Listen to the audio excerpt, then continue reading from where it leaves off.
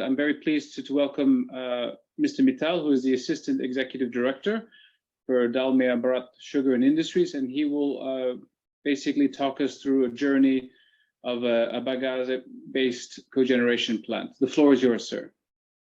Yeah, thank you, Hans. And I just put my apologies to get in a little bit late due to some network problem at my end.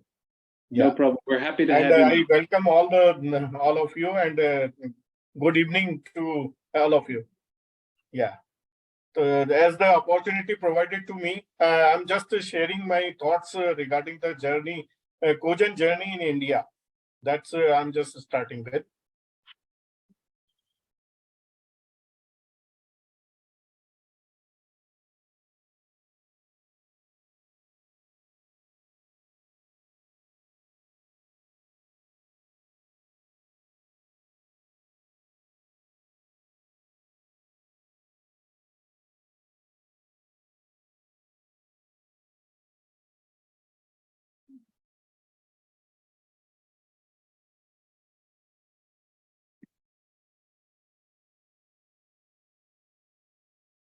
Yeah, this is the basically we are talking about this itself by the name. We are talking about the COGEN in India. So this is where we are starting. Why we have adopted earlier the COGEN? Because of the increasing price of the fossil fuel, and for the renewable energy, the feel we are getting through the various sources, and since last 40 years for the climate change, we have started to looking after the alternative energy, and this COGEN has provided us a beautiful opportunity to get into there. So this is the first things why this COGEN has given us a chance to be a double source of the energy. Now this is the timeline. It is very important for the Indian nature. This 1992 we have the government of India has published this national program on promotion of the biomass power of Baggase Based Cogeneration. And in 1998, 14 states had announced their power purchase policy. This is basically what the power purchase policy is, the feed-in tariff, which is basically contributing this the cost plus tariff to the generator, which is at that time is a little bit higher, maybe like 30 to 40% with the coal prices prevailing at that time. And 2002, Maharashtra is the first state which has created this electricity regulator with the state and buyback policy for the incentive tariff generated from the Baggase-based generation plant. And then Government of India has declared tariff policy under which they have provided so many concessions to the co-generators. And now the game changer is the REC, which has basically renewable energy certificates, which has come in India in 2010. And prior to this, I just mentioned that this CDM, this Carbon Development Mechanism by UNFCCC has announced 2006, which is a very good part of the cogeneration journey there itself. So what is the cogeneration in sugar industry is a successful model in India. And just for the sake of this data presentation, I'm just giving you the numbers. In India, we are having roughly around 750 numbers of the sugar factory. And the crushing capacity is, I'm just showing in the next slides, is enormous. And out of that, I think we are having a very good opportunity to make electricity at the same time that we will generate the heat, which we'll be using in our process there. So this is the mid-80s where we have just thinking about this, how to utilize. But at that time only we are using for the in-house consumption of the electricity and steam, but not as exportable power we have think about because of the technology and all. But later on, this technology has generated very much budge into the basically this technological sector, and this sustainable technology has developed waste energy and producing heat to electricity And this cogeneration is played a very good game into this. And how this cogeneration is, what is, it is basically the two form of the energy which we have already talked about.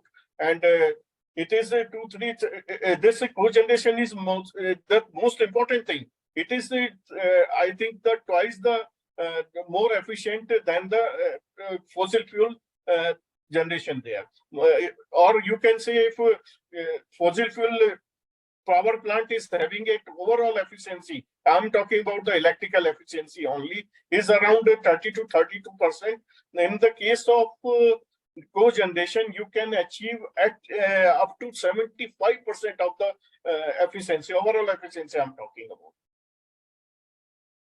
And this is the India map, which you can show that, or we are showing that up to December 2022, up to data available with us as a authentic data I'm just talking about, is a 10,000 megawatt is the capacity, combined biomass plus the Baggase Based Cogeneration in India as of now.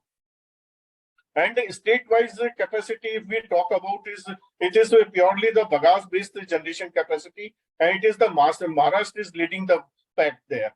It is having around 2,500 megawatt of the cogeneration capacity already built up as of now. UP is just falling short of 2,000, around 2,000, and then the Karnataka. Then these are the only 3 or 4 states which is having basically cane crush is the main this agriculture crop within the state, and it is you can see the very much that they are leading the pack in the India. Then average generation and install capacity, what we are talking about is data pertaining to 17-18, which will give you a glimpse of how this Maharashtra is leading the pack, and Uttar Pradesh is just behind of that. And this West Bengal is just coming into the 5th place because of biomass only. Now, what we are talking about, the cane crush capacity, which is the driver of the cogeneration in India. How it is faring well into the states there.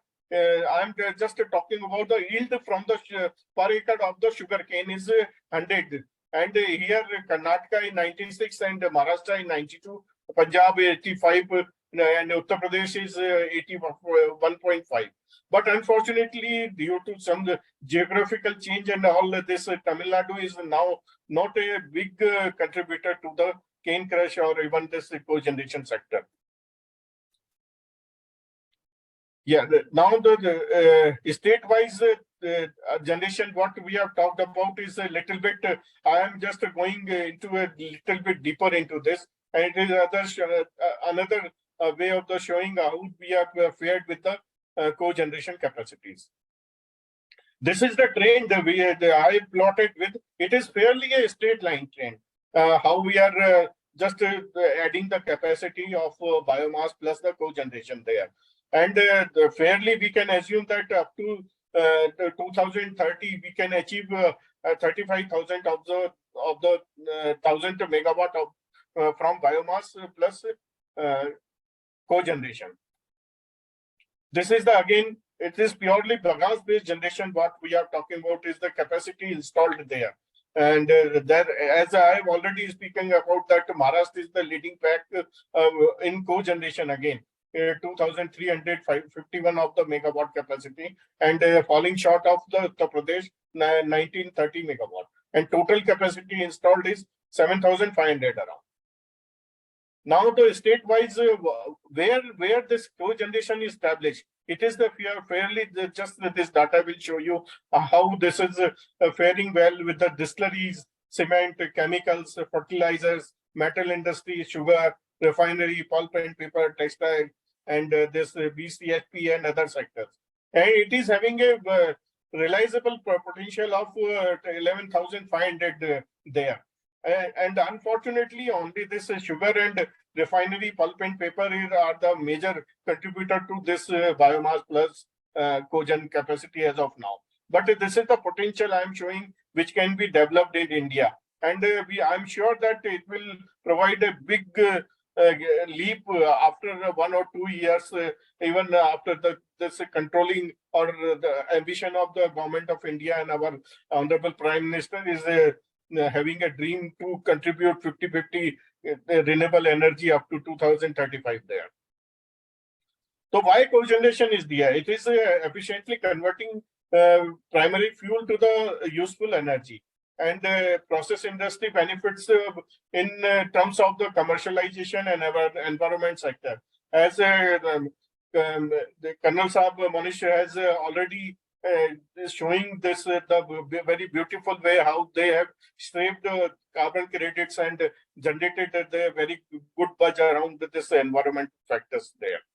And the target have been set by the government will this depend upon the future gas and electricity prices, development in electricity trading, electricity pressure, environment pressure like that. And how this cogeneration is fair? Everybody knows it is just, I'm just skipping this slide just because of the time is I'm not permitting to just go into the system there. And factors just contributing selection of the cogeneration is maximum minimum power load and minimum load steam load in the plant. What is the more critical, whether the power or steam? These are the basically main factor. Long-term availability of the fuel pricing. Like I have already told you, like that cogeneration is a big success in the sugar industry because of long-term availability of the fuel. And I can show you that India is a very large country which can provide this biomass and other kind of fuel which can be converted into the cogeneration, and I am sure that it will generate a very good amount of the addition into the capacities there.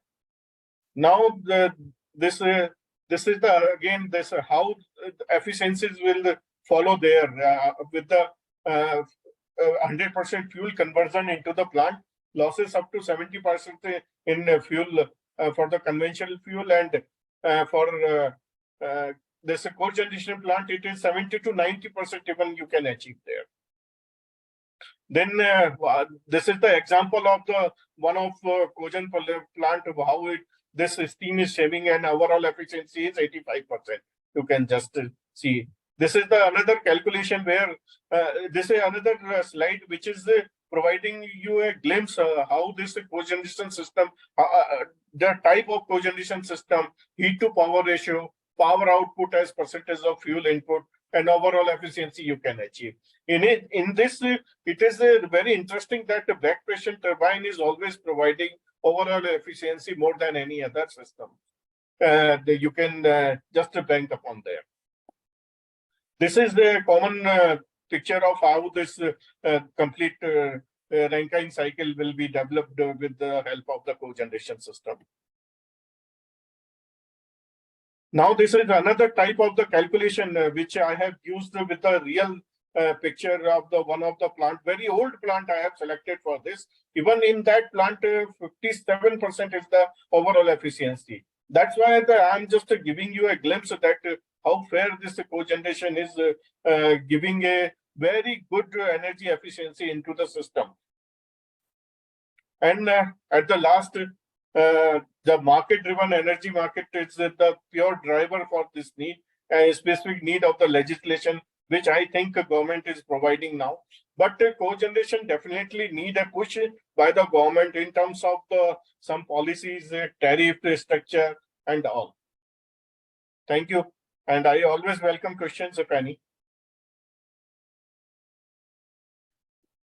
Thank you, Mr. Mittal. Thank you. Very informative presentation. Very interesting, especially the use of biomass and again, the potential in such a vast country such as India.